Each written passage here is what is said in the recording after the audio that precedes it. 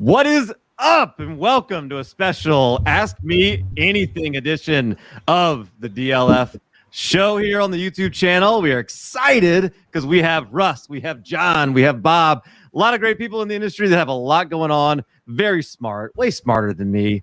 They're here to answer some questions, talk to us about things, about trading, things like that. We're going to probably talk most of the show about Star Wars, which I know is going to make some of our guests very happy. And of course, we're discussing whether or not you should trade the 101 for Jamal Williams based on the trade news today. But we'll be talking about all of that right after this.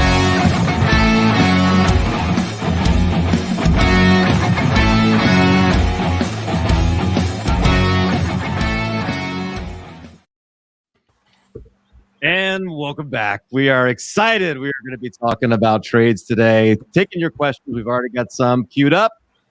We took them on Twitter. We took some in the premium forums at DLF, which, by the way, we are brought to you by DynastyLeagueFootball.com. If you're not already a premium member, it's a great place to go sign up, become a part of.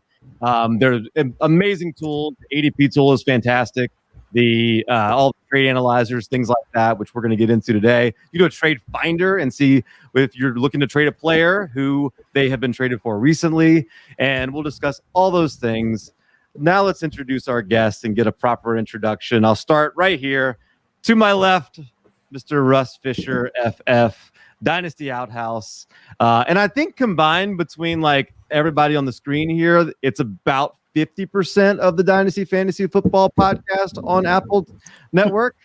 Russ Fisher, you certainly are in your fair share of them. Why don't you tell everybody what you're working on and what you're doing these days? Oh, I don't know. Whatever John Bosch tells me to do. I think that's what I'm working on these days. But I am one of the hosts of Trade Addicts podcasts, proud member of the DLF family of podcasts. Also, Dynasty Game Night, proud member of the DLF family of podcasts. I noticed the theme. Yeah, that they are stuck with me, whether they like it or not. I don't know. I guess I do other things, but right now, as everyone on this screen is going to say, we are just trying to get the eliminators up and running. Yes. Yeah, that certainly is a big theme. And I am now a part of my very first eliminator. It's in the early process, but I joined the one with G-Men J. Shout out to G-Men J. John, a little bit of things going on for you right now, I guess. Kind of a busy time. If someone is watching and they are not a part of an eliminator, or maybe they've never even heard of it, like what's your pitch to say like, hey, let's be a part of this eliminator? You should join. So I mean, my pitch is one, the chats are fun. Like that's honestly the most fun thing. I mean, the drafting's fun. Obviously, winning is fun. The charity is great. I should probably say that's the biggest thing. That is number one. But I mean, what you can really get out of it is you have a lot of fun in the chats.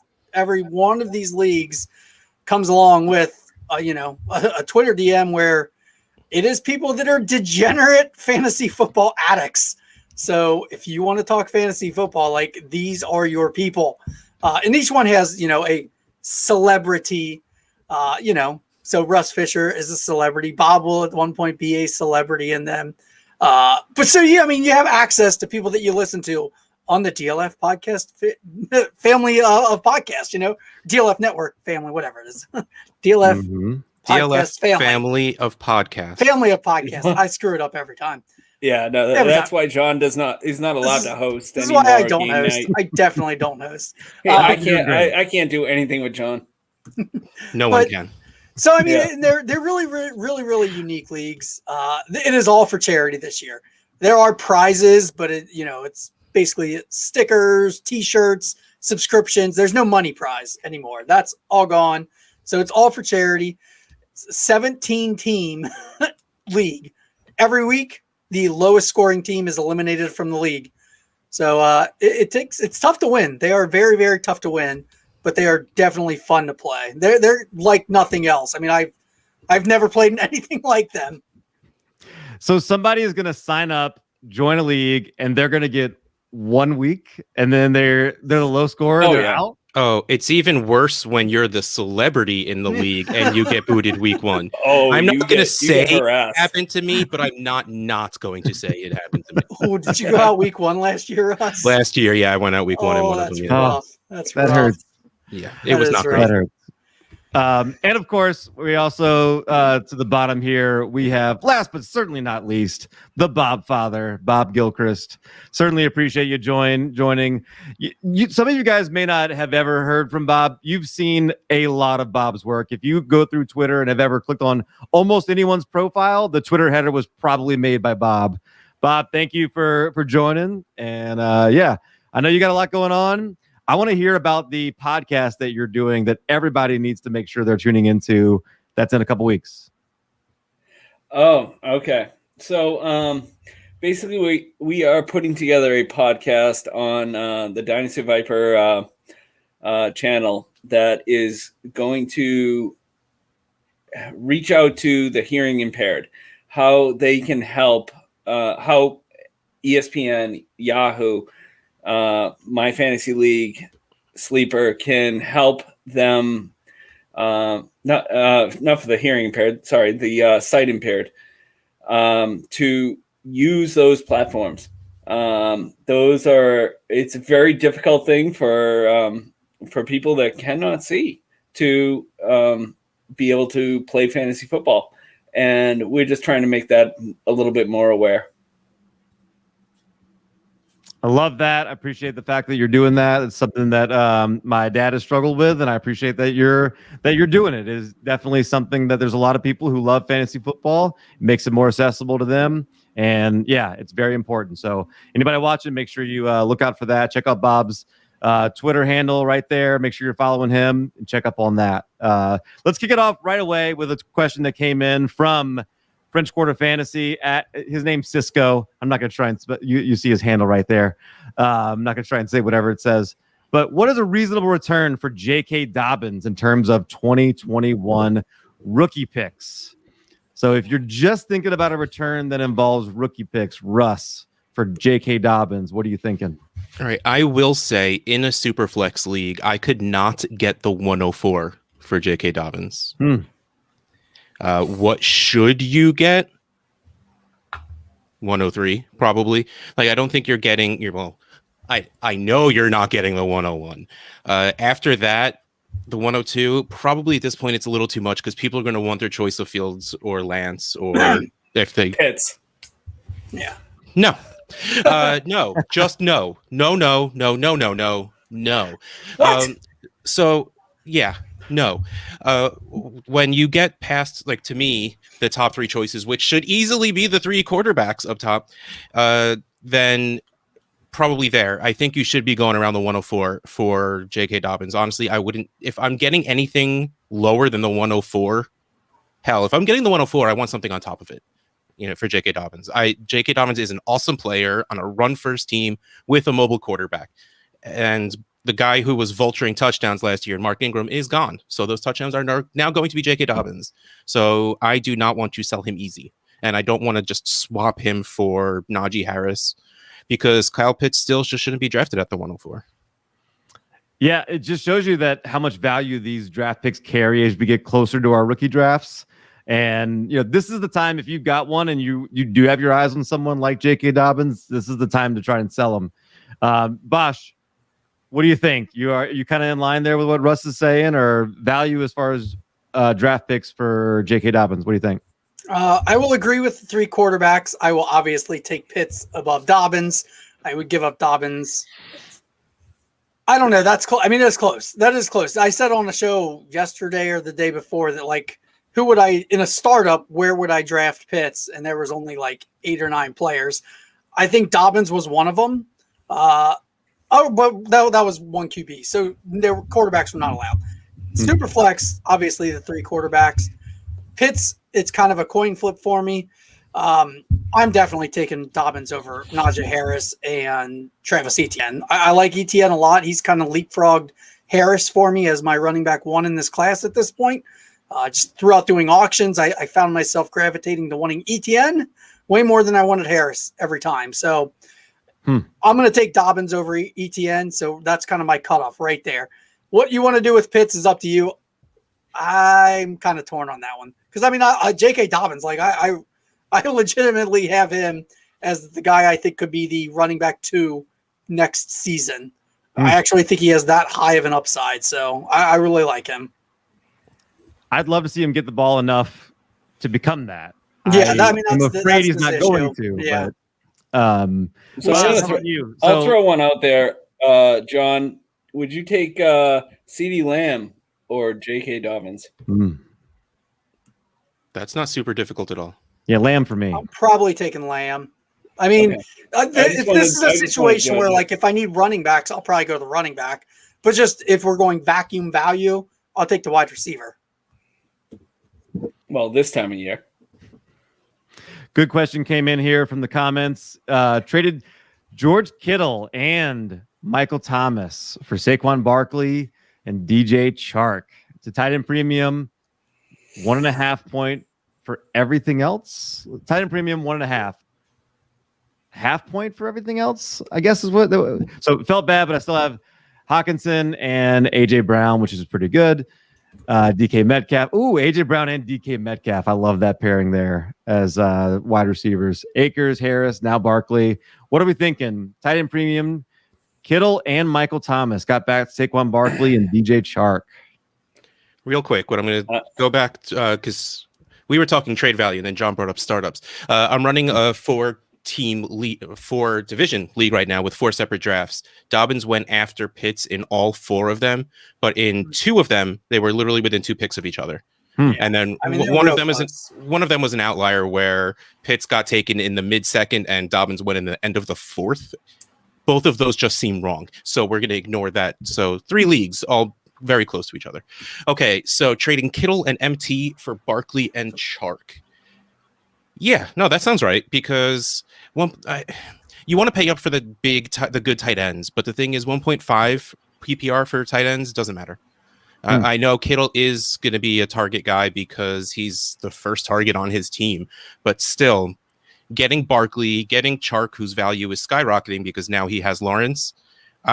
I'm probably on that boat much more than hoping Kittle can stay healthy for a whole season and hoping that whoever actually is the starting quarterback in New Orleans has a good connection with Michael Thomas. I would much rather bet on the younger guys in Chark and Lawrence making a better connection. And I don't care that Barkley's been hurt. The dude's he's amazing. So I will probably pretty easily take the Barkley and Chark side.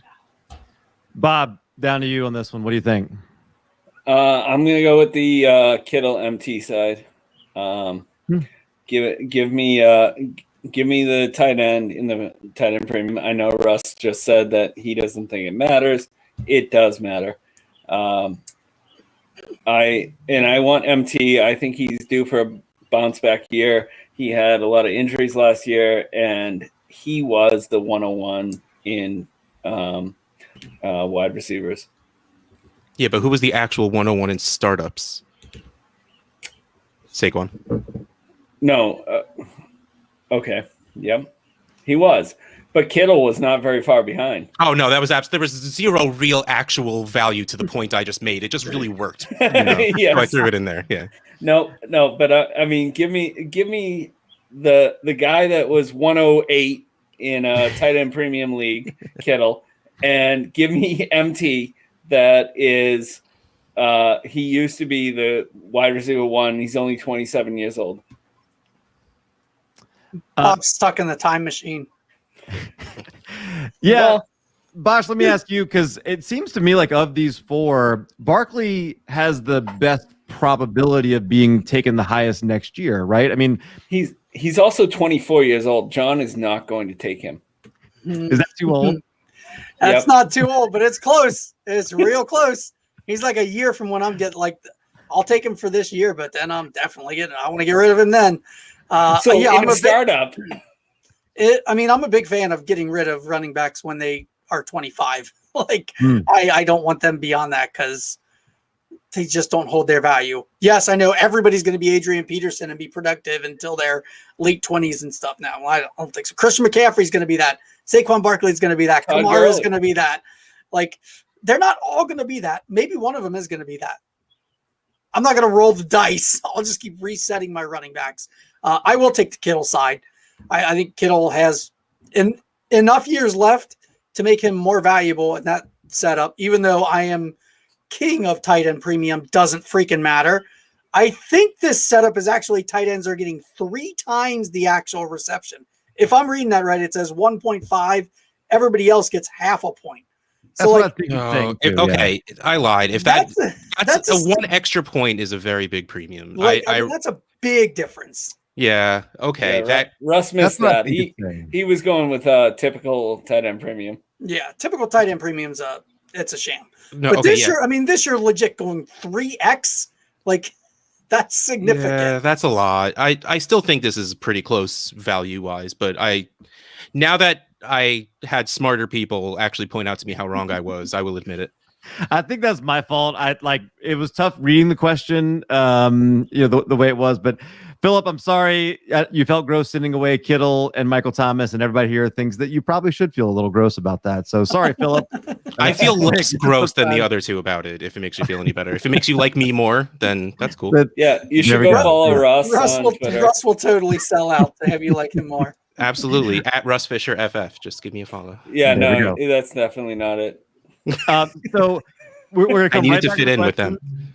Yeah, for those of you that are listening, new listeners that we just got coming in here, make sure that you are checking out the comments. If you have any questions, anything that's coming in, we got some great people here to discuss it and talk about it. So make sure you put those in the comment section. We'll come right back to those. But just a point of discussion that I kind of want to toss around to you guys while I have you here, because I think you're a great group of people to discuss this.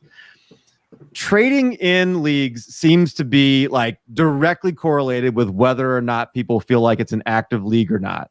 Like that is kind of the thing, right? It's like if you're thinking if you have an active league, it's like, well, how many trades do we have? It's like almost the go-to. So if you find yourself in a league that maybe used to be active, there was a bunch of trades going on, but it's been a quiet period, like maybe just not as many trades as they have been during the off season or something like that.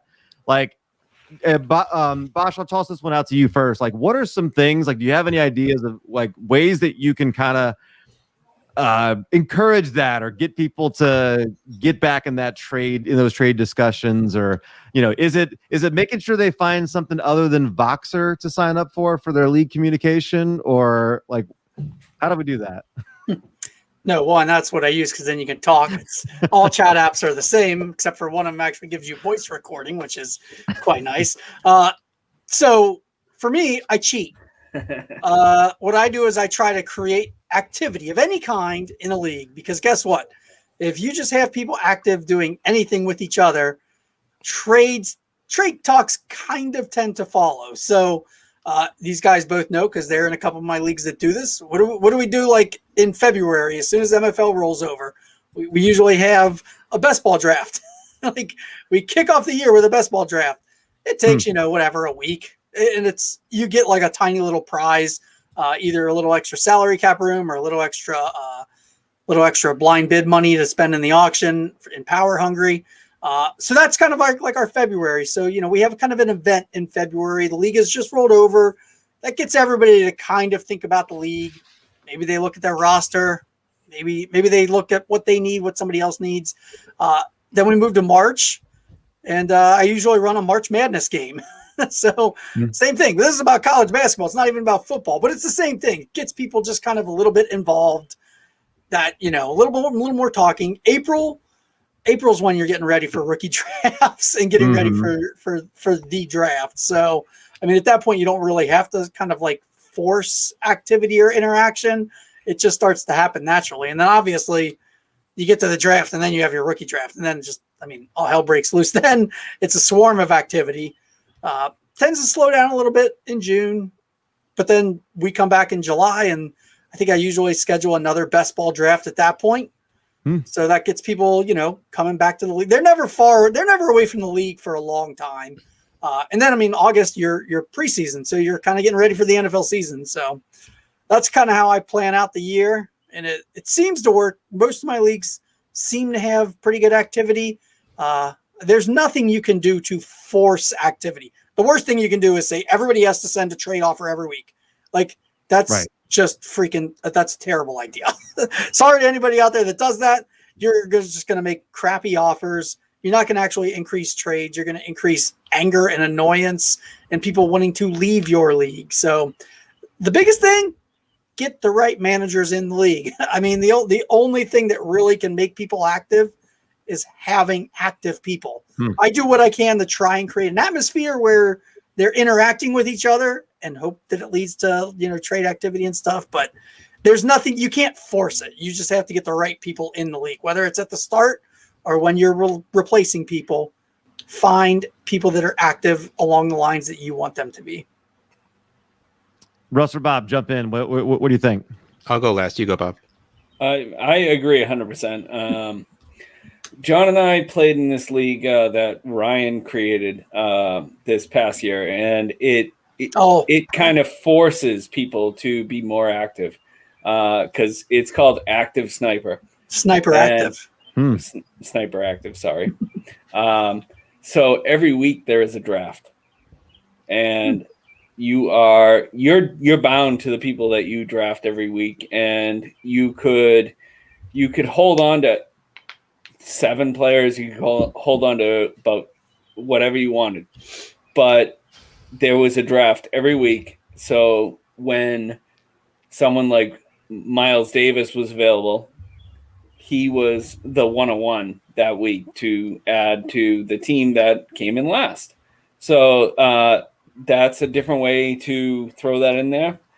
But there, to force trades, I would say that's a really tough thing. Mm-hmm.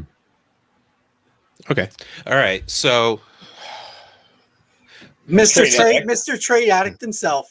Right. Name your league Trade Addicts, then people will feel pressured. That it works. Okay. So again, say you're in a league, because a lot of what they were saying is league setup, and which means you had that idea from the beginning. If you're just in a regular old league that got stagnant, especially if you're the commissioner, there are a few things you can do. And even if you're not, I guess you could do this anyway, but usually when I'm the commissioner of a league and it's been super stagnant, I will go out of my way to make a trade because the trade will lead to more trades, especially if it's a bad one. I will be honest. I've run leagues that weren't Trade Addicts that just got super stale, and it's just all right, you know what? Here's this guy I like.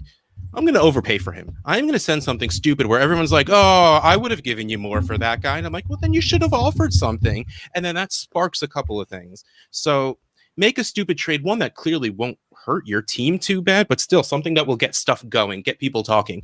Because like John said, if you get people involved in the league, people will just start talking about their teams, which starts talking about trades. And you can also, there's 2 other things you can do. One is put on the message board. It was a Friday night and I was super bored and I hated my team. I wanted to rebuild it. I had Julio Jones, who I couldn't trade away. I put on the message board, Julio Jones will be off my team at the end of the weekend. Yeah, I will take the best offer I will get and send away, send as many as you want, do anything. On Sunday, I'm going to pick an offer and accept it. And it got accepted. And then I asked everyone if everyone said it was okay if I shared everything else, all of the offers I got. And some people were like, yeah, sure. And when I started listing it out, everyone's like, oh man, I'll give you Thielen for that. And again, once you get people talking, gets people going. And if you really, really, really, really, really want to be dumb, you do what has been unfortunately coined the outhouse challenge, where you tell your league mates, send me an offer. I will take that offer and post a Twitter poll. If your side that you are offering me wins the poll, I'll accept the trade. Those are fantastic. That is so You did that dangerous. last night, didn't you, with Trader Joe? Yeah, it's funny because I said, you know what, I'm bored. I'm going to do this. And then Dustin at Dynasty Junkie FF, he's like, no, I'm going to do that. And I'm like, all right, way to steal my thunder, buddy. But Joe sent me a trade anyway, so I threw it up there after he was done. I will say that you want to kind of limit people's amounts they can send you, because you're just going to be running 80,000 trade offers with the same people involved over and over again. But that will spark so much activity because people just think they can pull one over on you, though they don't realize Twitter's not that dumb, but still it will get offers sent. It will get, again, anything, getting people to talk about the league, getting people to talk about their teams will get people to talk about trading their players away. Well, John and I actually had a trade recently, and it definitely sparked some interest in the league, where he is, before the whole Deshaun Watson thing blew up, he offered me Deshaun Watson and CMC for Patrick Mahomes. It was right as it was blowing up. It was right at the beginning. It was right. Yeah. I mean, it was very early stages. I could not accept it fast enough. I'm rebuilding. Give me the CMC. I'm going to flip him. And now the whole league just erupted. So one big trade can get the whole league going. Did you then try to flip CMC for Kyle Pitts? Yes, I did. Did you have to add to CMC to get Kyle Pitts? I have not got Kyle Pitts yet. Yeah, exactly. I offered CMC straight up for Kyle Pitts, and I was denied. You're crazy, Bob. Okay, so I tried to use Mahomes to get Pitts, and it didn't work. Oh, geez. Granted, I wanted Trey Lance and Pitts along, so I wanted a quarterback back, and didn't fly. Oh my God. But if you offered me Mahomes and I had Pitts and Lance, I might hurt my finger hitting accept so fast. Yeah, Nope. me too. Got denied. The fact that I could offer CMC and not get Pitts. I hate running back, so I'm not. Well, no, that's all. Even if I had, no, I would take that. I take that back. That's ridiculous. You absolutely. Even my hate of running backs. Matthew Berry said this is getting out of control. Way out of control. Well, if Matthew Berry said it, then it's got to be true. Of course. Then John, stop it. You're making it worse. John is the instigator of this all whole I'm thing. doing is reflecting what I see. That's all I do. We both were sitting there on the Voxer, and I'm like, I'll offer CMC for him. And John, I could see John licking his lips when I sent it. That was, by the way, a little of a flex from the Bob father right there, because he was referencing Matthew Berry quote tweeting him and saying this has gotten out of hand. So yeah, just flex on him a little bit, Bob. Wow, that's what I'm here for. J Mike is in the house. Open bar. Definitely check that out. Sophomore running back, not named Jonathan Taylor, who has the most value in Dynasty leagues after this season is ? What do you think, Bosch? So for me, I mean, it's Dobbins. Like we already talked about it. I think he's got the highest upside of them. If Baltimore uses him, look, if you look back at Mark Ingram's stat line from what was it, 2019? Mark Ingram was kind of like 16 touchdowns. Old, but he was huge, many. way more than you would have expected out of Mark Ingram. Mm-hmm. If they can tap into Dobbins for that, now granted, Lamar's going to steal stuff, but I still don't think they're going to be a passing offense. I think there is plenty of rushing to go around. Mm-hmm. And I think Dobbins is going to be the feature. Yes, they still have Gus Edwards. He will take some of the work. There is still going to be plenty of rushing. For me, Dobbins is just a lot more talented than Gus Edwards. So I think he will win out. Sure, I like the other sophomores. I mean, he took away Jonathan Taylor from us. It's kind of rude, J Mike, but whatever. I mean, I like the other guys, but I don't think their situation is all that much better than Dobbins. And I just think Dobbins is the better player. And I think he's going to get a massive amount of work and a lot of opportunity. So I'm betting on that heavy. Russ, what do you think? I'm going to go with Swift and it's funny. I think they'll probably finish very close points wise, but the thing that people are going to see is Swift is probably going to get a decent more of the percentage of rushes because they don't really have anyone behind him. And the Ravens show they don't care who they have behind their running backs. They're still going to use 3 or 4 of them.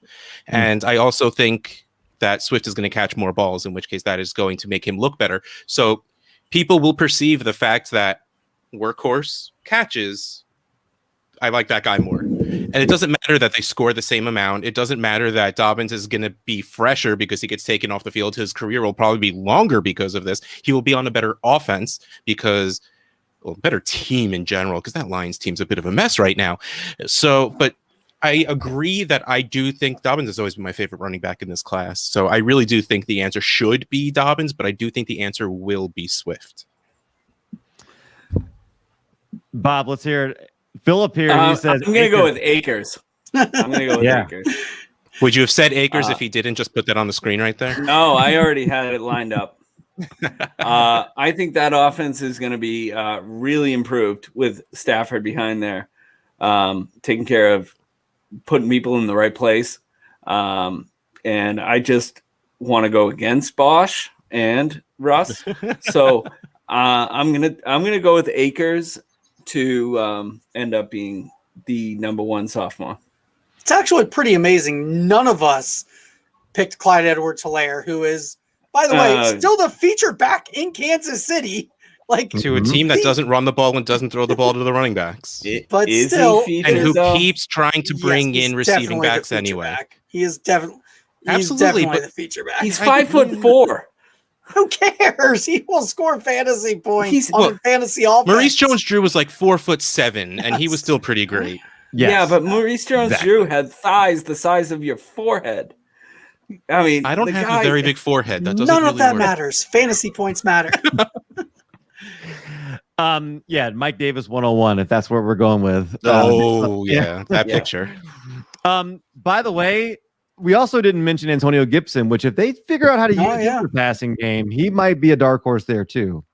God, that 2020 rookie running back class. Good Lord. And now we have this year. Absolutely. So let's continue taking these questions. I got another one that came in from Cisco, French Quarter Fantasy on Twitter. Nick Chubb equals the 103 plus what? Kind of had a similar question in the comments here. Chubb, I like them. Is he a sell or a hold? So what do you think? Nick Chubb, the 103 plus what? John knows I like the Nick Chubb trade. Nick Chubb for 103 plus what? Are you getting the 103 plus for Nick Chubb? I would take the 103 straight up over Nick Chubb. I mean, if we're talking one quarterback, then okay. Probably even a one quarterback because that means I'm getting Pitts, ETN, or maybe Harris. Like Harris is close, but I would probably take Chase anyways. So I would take the 103 in either format over Nick Chubb pretty easily, to be honest. Wow. I mean, I like Jamar Chase better than Nick Chubb. I like Travis Etienne better than Chubb.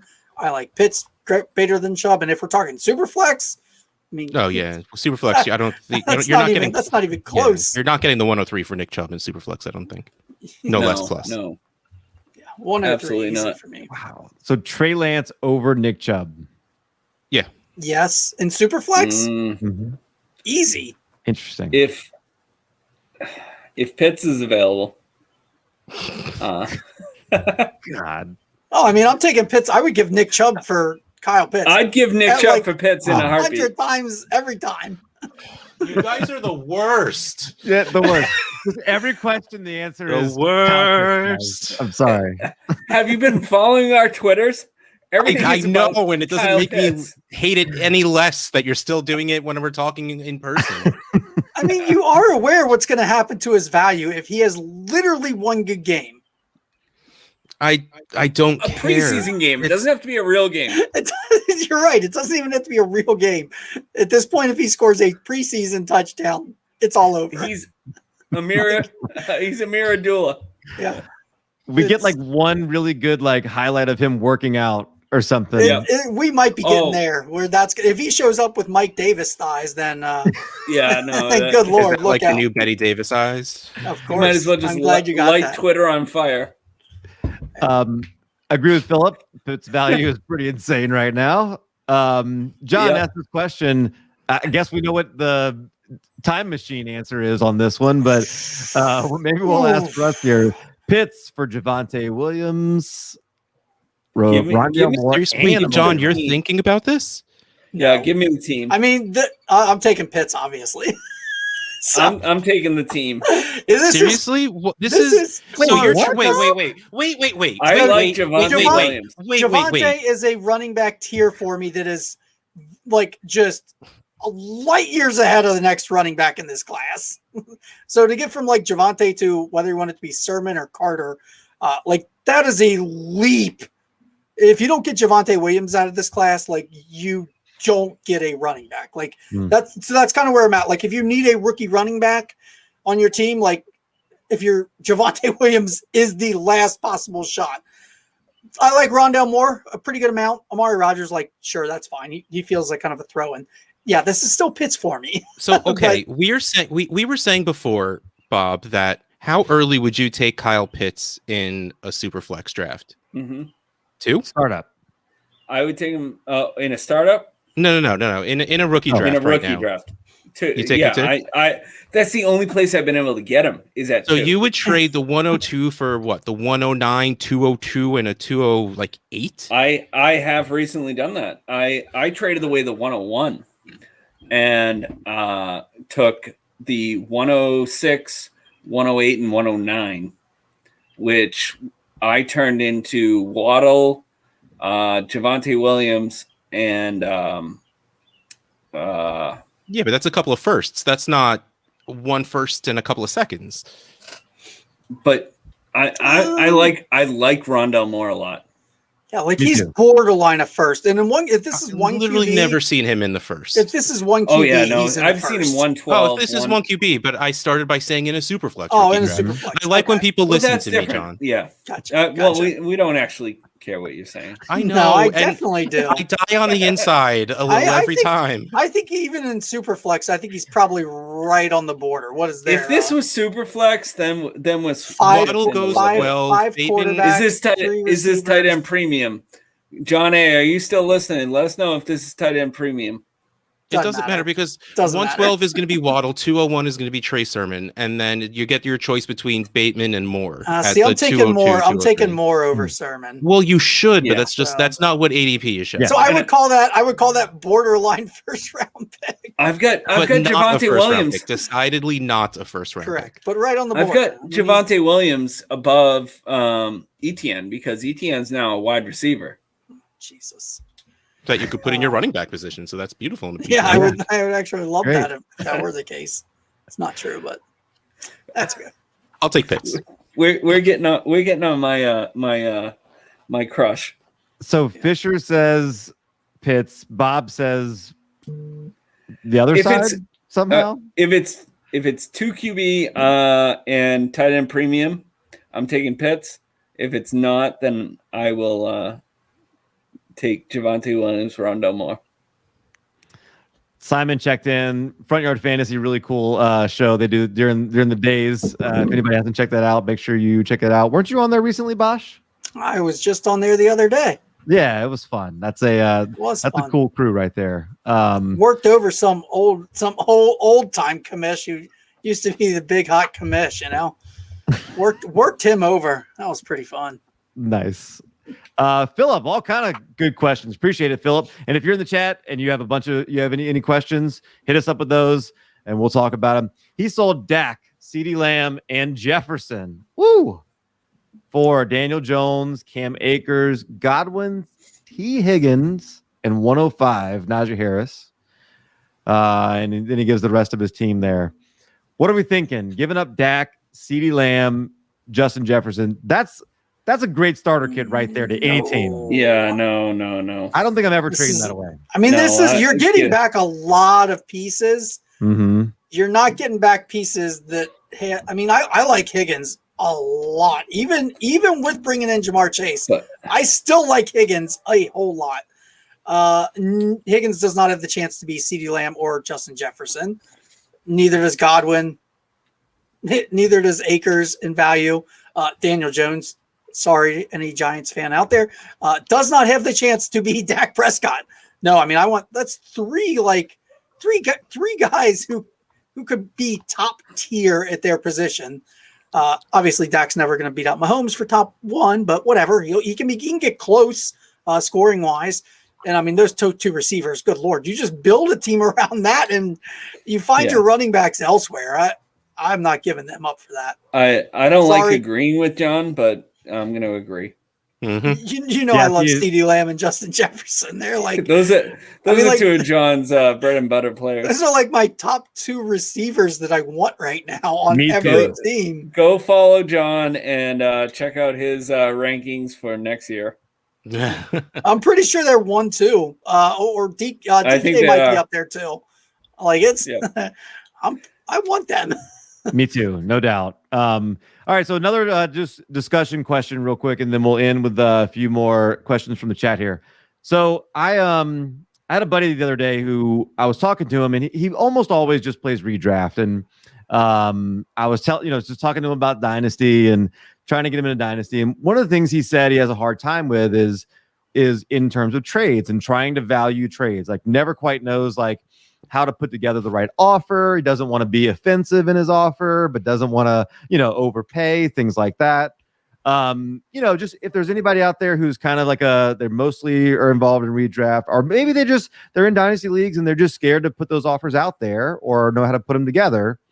Bob, we'll start with you. Any advice on what somebody can do if they do feel that way, they're hesitant, they're not confident about it? Like, what can they do to get better at knowing how to make that initial offer or get those trade discussions going? So you're going to subscribe to DLF. You're going to subscribe to Dynasty Trade Calculator. You're going to take those two and compare, how the players are valued. Throw those into I know it's the calculator on the Dynasty Time Machine for the Dynasty Trade Calculator, but also they have the tool on DLF to pull up some of the numbers and see what recent trades have happened. It will give you a great idea of whether you should pull the trigger or not on any of the trades. That's my best advice, is to subscribe to those two websites. Yeah, those are both pretty good. Bosch, what do you think? You anything else to add there? That's I'll tell you kind of what I told him, but that's kind of in line with what I was thinking there too, Bob. Bosch, what else? Don't care. Care less. Care less about what other people think That's another about your one, trade too. offers. I mean, seriously, don't care if people think you're a jerk. Don't care if you lose a trade. Don't care. People don't trade because people are afraid of losing a trade or sending something that's too low. Just don't care. Don't care. I mean, this is supposed to be fun, so have fun with it. And honestly, like the only way to get better at making trade offers is making trade offers. The analyzer, the calculator, those are great tools. Definitely highly recommend those. They can get you started. Like, if you're figuring out how to craft an offer, that is a very good way to try and figure out a way to do it. But ultimately, don't care. Look at what your team needs. Try to find somebody that has that. Figure out what that team needs and send them an offer that works for both teams. Like, people try to really overcomplicate trading. And I think a lot of it is fear of sending a bad offer or sending an offer that's going to be bad for them. Like, you just have to get over that. You're going to make bad trades. Like, everybody makes bad trades. I've had some terrible trades. I don't remember them. Make the trade, have fun, move on. Don't remember it after the fact. Never look back. Never look back. Except on the Dynasty Time Machine. Unless you do a podcast centered around looking back at trades. Don't look back at your own. Look back at other people's Don't trades. look back at your own. I have thrown a few of John's trades in there, and he has no idea. You probably have. I wouldn't know either. I am not shocked by that at all. I just made a trade actually while Bob was talking. I got an offer and I clicked accept. I didn't even have to think about it. What is it? You gotta tell us what it is now. So somebody just offered me Mike Evans and Alan Lazard. Okay, that's fine. Did I do that? No, this is a pub league.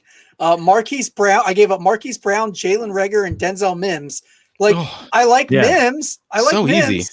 But like, Mike Evans is still like 27 or 28 years old. Like, he's not 27 old. And he's got 7 straight years of over 1,000 yards, and he's still got Tom Brady as the quarterback. And he for should this still year have at least. 3 or 4 years of at least really good. He's got at least production 12 more left. years with Brady. Well, yeah, that's true. That's true. He does have 12 more years. So, but don't think less. Think less. Care less. Send offers. I mean, literally, the best way to get better at trading is making offers. Talk to your league mates. If they reject it, try to get information from them. If they reject it without comment, try and reach out and say, hey, was I really that far off? Gauge. Playing your league mates is an extremely important part of fantasy football. So anytime you can get into their psychology on why they rejected something, it's going to help you to make an offer to them the next time. So communication and just don't care. I love that. That's great advice. Russ, what else? Man, that's pretty much all of it. I will add, okay, but the way you two worded things, I just want to point out, if anyone is sitting here scoffing at trade calculator and trade analyzers. Oh, I'm not scoffing at them. No, not you. I mean people out there, because I know people are like, oh, those things are trash. No, I mean, I host a podcast called the Trade Addicts Podcast. I run 9 leagues called Trade Addicts. I still use the analyzer and I still use the calculator. Especially if you're trying to craft something that is just ridiculous, which is so much fun. And also sometimes your brain gets a little stagnant. You're like, I feel like this is right, but I don't know. So go check. There's absolutely nothing wrong with trying to gauge consensus a little bit. And like John said, absolutely, that should not be the end all be all. You shouldn't care what anyone else thinks. Go get your guy. Send back. I send so many bad offers almost every single day, and I don't even mean to sometimes.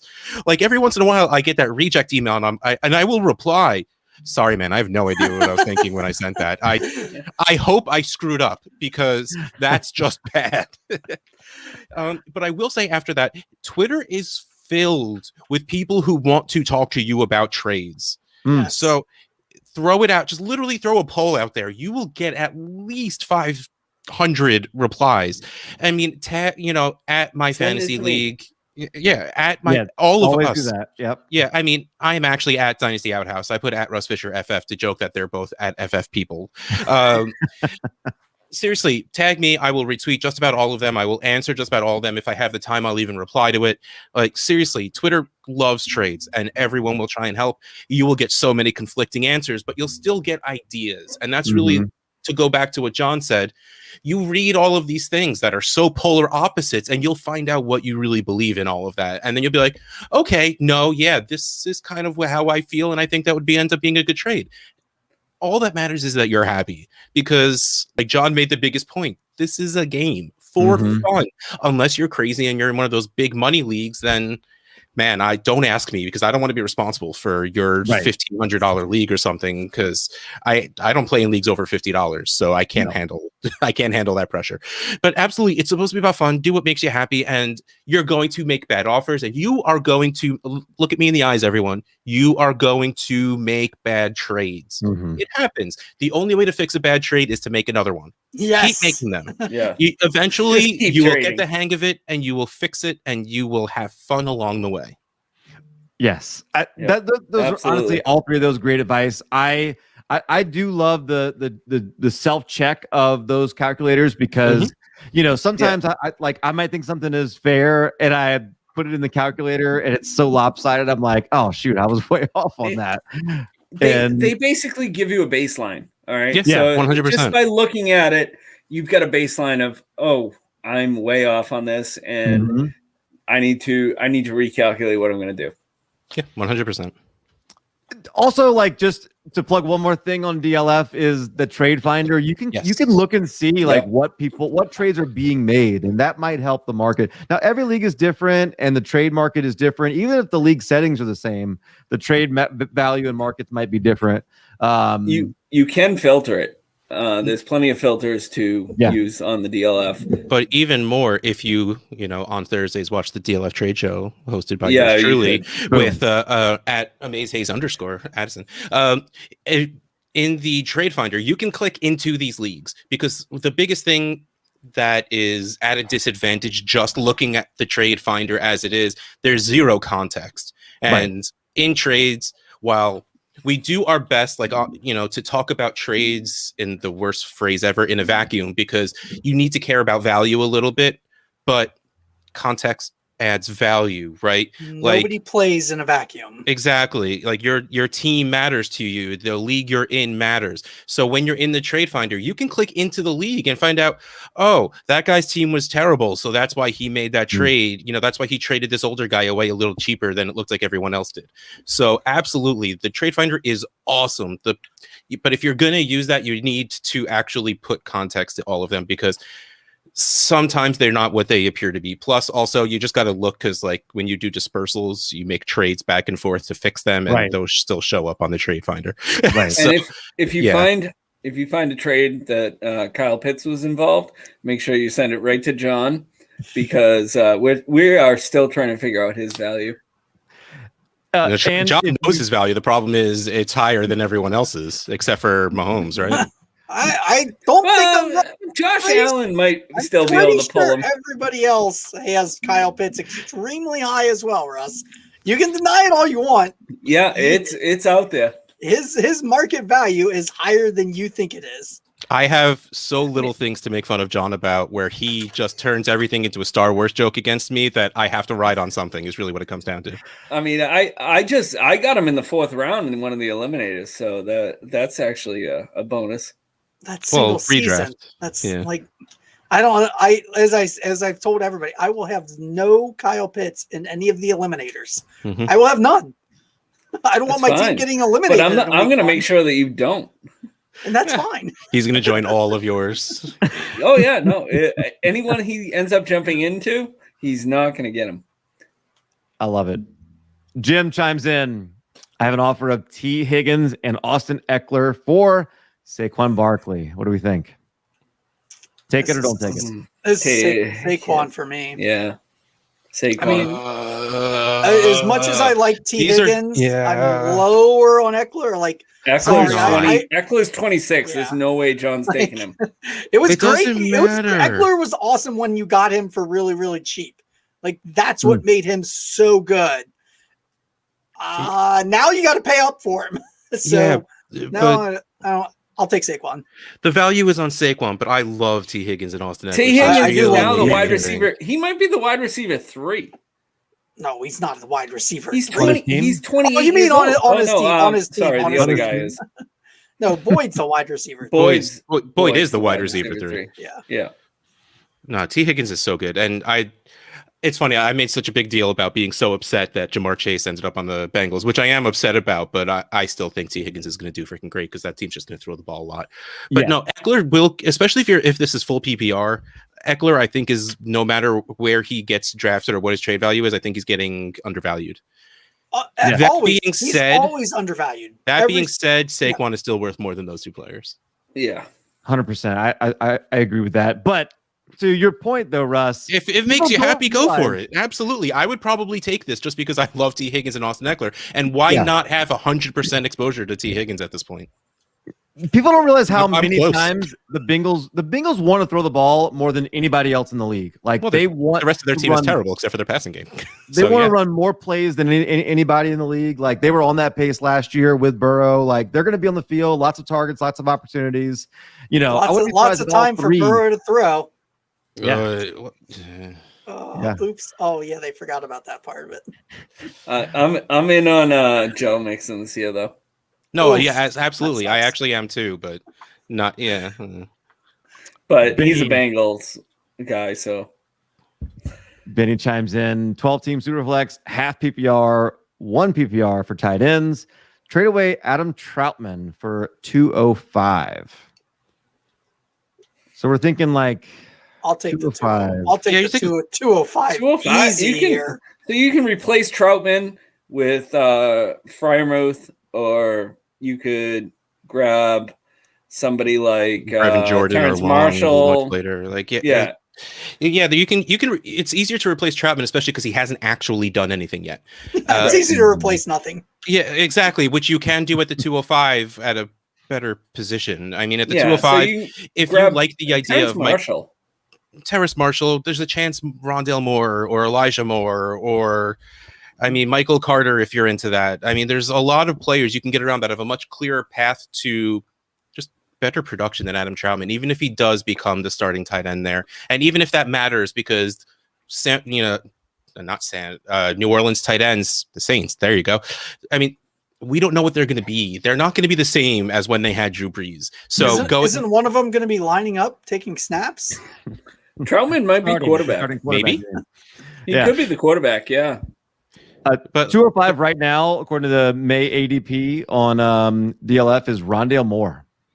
Yeah. That's a smash. That's a borderline first round pick right there. $6. That's Superflex? $6. Yeah. Okay. Yes. Yep. No, wow. You're taking that all day. Incorrect. Yeah. You should be taking Rondale Moore above Trey Sermon. Yeah. I mean, Rondale Moore should be he's 201, 112 is where he should be at. Yeah. Mm-hmm. Tyler checks in. He's sick, but he still loves us. That's great. Feel better. Tyler is also excited about our new weekly DLF question show that we're going to have next week called Ask DLF. I'm excited about that as well. So start getting your questions in. Start coming up on Tuesday. Healthy enough for a plug. Good job, Tyler. Yeah. And then if Aaron Rodgers ends up in Denver, I don't know what's going to happen. Let's say he does. Are you selling higher? Well, just even if he doesn't, what are you doing with Javonte Williams, Noah Fant, Judy? Like, that's a group that just seems like there's not a solid, consistent value on, because I don't think anybody knows what to do with the quarterbacks. If he ends up in Denver, their value is going to skyrocket. Yep. Okay. So you're going to hold on to them for at least this year. If you're not a contender, then move them somewhere around October, and the contenders will pay you premium dollars for that. I'm in on those guys. Oh, I'm not in on Fant. Let me put it that. Let me say that I liked the idea of Fant, but that got crowded, and I don't think the tight end matters. Plus, they still have Albert O, who is also a very ridiculously athletic tight end. He is. We also don't. Jerry Jeudy went for like 600 yards and a couple of touchdowns last year, which in normal terms is a very good rookie season, and everyone thinks he was terrible. Cortland Sutton on that team is good for Jerry Jeudy. Cortland Sutton is coming back. I love Cortland Sutton. Go get Cortland Sutton. But I am also going and buying Jerry Jeudy right now because, again, everyone thinks he did poorly last year with, at one point, a wide receiver as a quarterback. So, absolutely. Literally, yes. Yeah. So I am all in on Jerry Jeudy. Javonte Williams doesn't matter. I don't know if it changes the running game. The thing that scares me is I think they want 6 running backs, and I think they will use all 6 running backs. But Jeudy and Sutton, I am all in on. Fant, I think his value is just always going to be too high for me because of what Noah Fant should be. The same thing as what Kyle Pitts should be. So I'm staying away from Fant unless. How do we kick Russ out? I love Fant. I think Pat Shurmur is probably the reason why I like Fant and sticking with him. I want him to stay healthy, but I won't be sad if he turns good. Don't get me wrong. I'm not rooting against the guy. I think he has a harder track to being a top end tight end for fantasy than everyone else thinks he does. Coming up on an hour, but we'll try to squeeze a couple more questions in for everybody. PPR, Jamar Chase and Brandon Ayuk, or speaking of Cortland Sutton and Jerry Jeudy, right there. So which side would you want? Russ, let's start with you. Value-wise, it's Jamar and Ayuk, even though I do, like I just said, love Sutton and Jeudy, but Jamar Chase is worth way more than both of those guys, and Ayuk is probably worth close to Sutton right now, which I don't think I agree with at all, but I think that's probably the case. So this is pretty easy, Jamar Chase side. John, what do you think? I'll take the Chase Ayuk side. Not just because of why Russ said, although he's right, but I also don't want to give up the access to 2 different passing games to concentrate on one passing game. Because I love Sutton and Jeudy. I want them all. I want them on opposite. Like I want Jeudy on this team, Sutton on this team, Jeudy on this team, Sutton. I don't want Jeudy and Sutton on the same team. I'll take them if the right value hits, but I don't really go out of my way to try and do that. They're not enough of a passing team to want multiple pass catchers. Yeah, I mean, I've got Chase and Ayuk above Sutton and Jeudy, so it's clear for me. I can see that. It's wrong, but I can see it. Yeah. Which quarterback do you favor? You put a picture of it up, so I saw it. Trey Lance or Justin Fields? What are we thinking, Bob? Oh, I'm going to take Lance. Ooh. I think better situation in San Francisco than Fields has in Chicago. You got more weapons around him. You've got a stable of running backs that will help any rookie running quarterback. You've got wide receivers already in place. Fields, yeah, he has Allen Robinson, but how long is he going to hang around?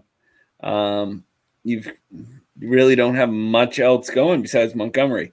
They are actually building a team in reverse by having running backs, having wide receivers, and then adding the quarterback.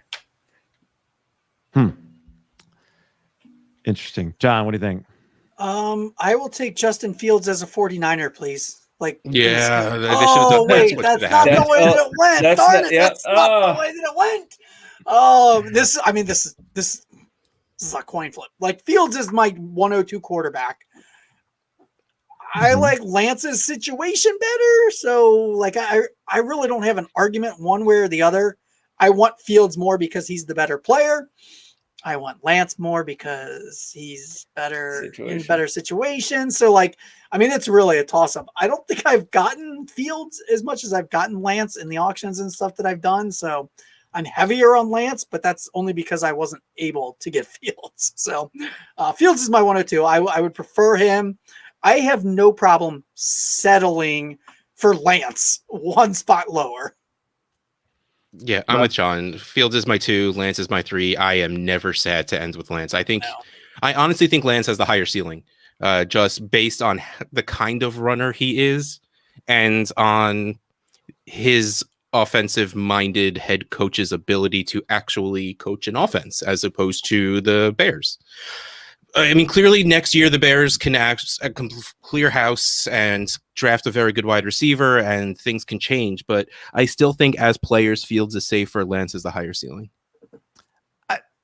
I guess I'm going to make a hot take, but I don't feel like this would have been too much of a hot take not that long ago. But I think Matt Nagy is actually a pretty smart offensive coach.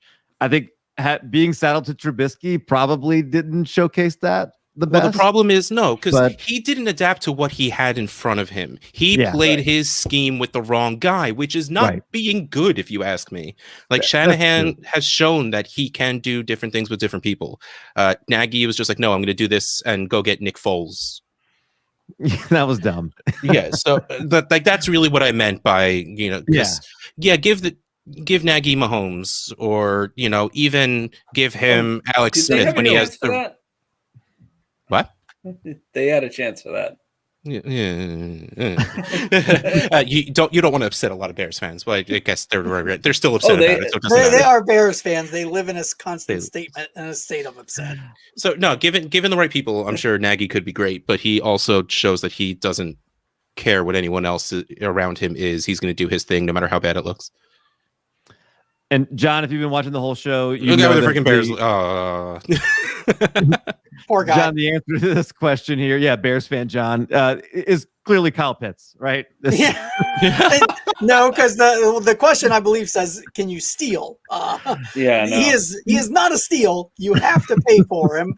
Who do I think will could be cheap and rise up? We've got a couple of them that we've talked about recently. Oh, I don't remember conversations. Bob, come on. They're running backs. Oh, okay. I was gonna look at quarterback first. Who are they, Bob? Who are the running backs here that you're hinting at? We've got Damian Harris. What? You're really gonna No. keep going. I mean, I think he's gonna. I think he's been adding him everywhere. You've been adding him everywhere. I think you've got me confused with somebody else. I have been trying to get him cheap because I think he'll be fine for this year. But I'm not going out of my way to. I don't think he's an investment. I think he's a 1-year Band-Aid. Who can you acquire right now? Yeah, but Oh, they look like a steal. Okay. I guess maybe I'm reading the question a little differently. Yeah. I mean, I guess if that's the way you're reading the question, I mean, he's very, very cheap, and I kind of think he's going to end up being like the lead back for the Patriots. Not that that's ever a scenario that Matters. you really want to have. Like, you're going to be able to start him, and you're not paying a lot for him. He is very cheap, so that would be a steal if that's what you're meaning. I was thinking somebody that is going to have a rise in value. That's how I was looking at it. Okay. Mm-hmm. Yeah, that's a different way. Yeah, because that's not Harris. That's not Harris. No. I was leaning towards like Ruggs and Rager. I think their value both drops way too far. Again, we went past the idea that we shouldn't expect anything out of our rookie wide receivers. Rager shouldn't have been a wide receiver 1 on a bad team, so them getting Devonta Smith is great for him. Mm-hmm. And, giving Ruggs extra time when they probably just asked him to run fast because they didn't know what to do with him yet. Plus, everyone in the Raiders just always seems to keep getting hurt anyway. But hopefully everyone stays healthy and they could actually game plan with Ruggs there. So I think both of them will also be guys you can buy now. And someone in Benny Blanco said Michael Gallup. He's going way too cheap for that. Entire offense is going to do great. And then there's still the chance that at the end of this season, the Cowboys can get rid of Cooper for not too much of a hit. So then Gallup's the wide receiver 2 on a very, very good offense. Looking Cooper at is only 26 years old. Oh no, Cooper's awesome, and he's going to go somewhere else and still be awesome. But the fact is that he's owed a lot of money. Looking at another position, I'm looking at tight end. I'm just looking at guys that I think will increase in value. Anthony Firkser. To tight ends. No. I think it's Irv for me, and I know he got bumped up as soon as they got rid of. Like he already got bumped up a little, but I think he's going to produce some this year, and I think that's going to bump him even more. He's not super expensive right now, even though he's more expensive than he used to be. He's another guy that I think you can go out and get him for relatively cheap. I mean, most people don't really value tight ends all that much to begin with. Yeah. But I think he's going to end up being a productive player. And if you get him cheap now, I mean, I would probably give. What do you think you have? Somebody should look up in the analyzer. What do you have to give for him right now? I'm guessing not a first. I'm guessing not a first. Like even a tight end premium, like a mid-second, somewhere in like a mid-second in Superflex, like where we were talking about. Where we were talking about, like, what were we talking about? The 205, somebody at the 205 or 208 or something like that before. Troutman at the 205. Like, good God, Troutman pulled the 205. I would give. I mean, Irv Smith did well even when the Vikings still, for some reason, put Kyle Rudolph in the lineup. So, yes, I've always been an Irv Smith fan. Like, the dude was productive in college. What tight end is productive in college? So, I'm a big Irv Smith fan. I mean, I mean, do you like how I put that one on the tee for you, even though you don't play golf? I play baseball. Maybe. Bob perk up there when you mentioned golf? Yeah. We were chatting about it earlier today. What's he worth in the analyzer there, Bob? I've got him on the trade calculator. Okay, dude, wrong. Come on, wrong network. I'm sorry. I'm a company guy. So he's at 12.1 in tight end premium, Superflex, PPR. What's that equal as in a pick like wise? An early second. That is around the 103. I mean, not 103. 203. Yeah, all right. That makes much more sense. I would probably give that. I mean, that feels like it's kind of expensive. I don't know that you would have to give that just because it's a tight end. No, I don't think you would. Really but like, I would probably give that for him. And I think next year at this time, I'm gonna feel like, hey, I'm much happier that I got Irv Smith on my team for that pick than whatever wide receiver you throw in there, Hey, John, I'll stick with that tight end and say Fairmouth. I think his value will increase quite a bit playing with Roethlisberger. Yeah, but is Roethlisberger going to be there next year? Now, rookie tight ends never increase in value, I've been told. What? Hey, guess who my two tight ends in guess who my two tight ends in Pigs 1 is, John? I got Irvin Pitts. So if you want to come talking, I don't have any assets that would get. I would give you my whole team for those two players right now. I'm pretty sure my whole team is. I invested to win a couple of years ago, in pigs 2 and 3, I've definitely invested in Fairmouth. Oh, I got a lot of Freiermuth. Don't get me wrong. I Yeah. do think I love Penn State pass catchers. But yeah, I mean, what are we going to do? We want him to be Heath Miller? Are we happy with him being Heath Miller? Yes. Yes. Absolutely. I mean, Heath Miller was a pretty consistent tight end one back in the day. So was Jason Witten, but you weren't happy about it. Yeah, yes, you were. Yes, you were. He scored points. You had a tight end. Not a lot at once. He doesn't need to. You just need a serviceable tight end. I'm not paying what Bob is paying for him, but I'm okay with if that's what he turns out to be. God, yes, I would be ecstatic at that. Well, I guess that Freiermuth's value at his price, you would be happy. Compared to what people are paying for Pitts. I mean, Pitts was going for like $700. I think John got him for $700. Wow, maybe. I don't know. Whatever John told me to pay for him in Pigs 1 is what I got him for. Only if you believe it. No, I think it was. Did you really? You were telling me to do that auction. I wasn't paying attention. Oh, that's right. I did kind of parrot that auction for you because I was out of it and I was bored.